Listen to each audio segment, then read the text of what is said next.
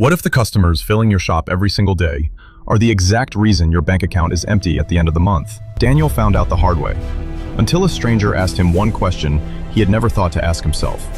The electronics store had more customers than ever, and yet, Daniel was 1 week away from shutting it down.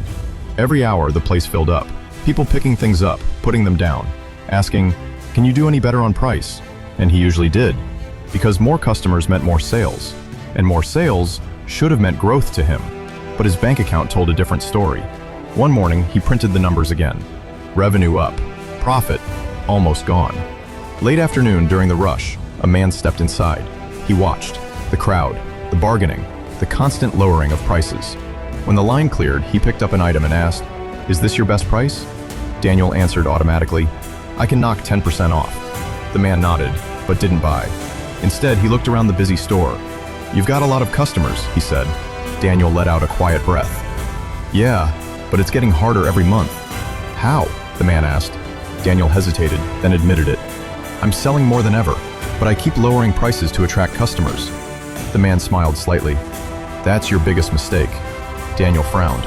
"But lower prices bring more people. Isn't that good?" The man leaned closer. "Cheap prices don't attract loyal customers. They attract people who leave the moment someone else is cheaper."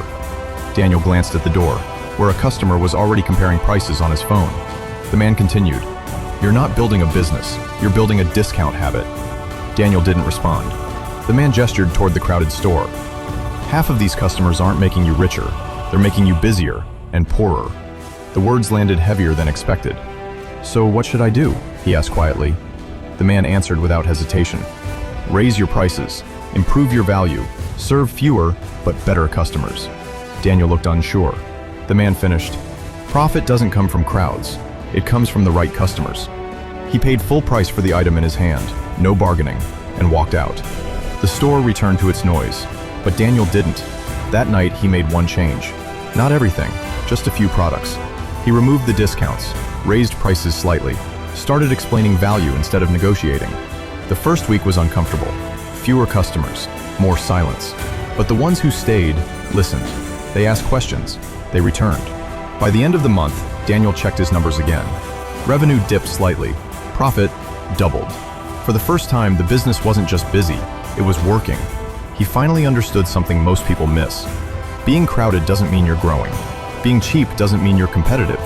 And the moment you stop chasing everyone, you start attracting the ones who actually build your future. Because real wealth isn't built by serving the most customers, it's built by serving the right ones.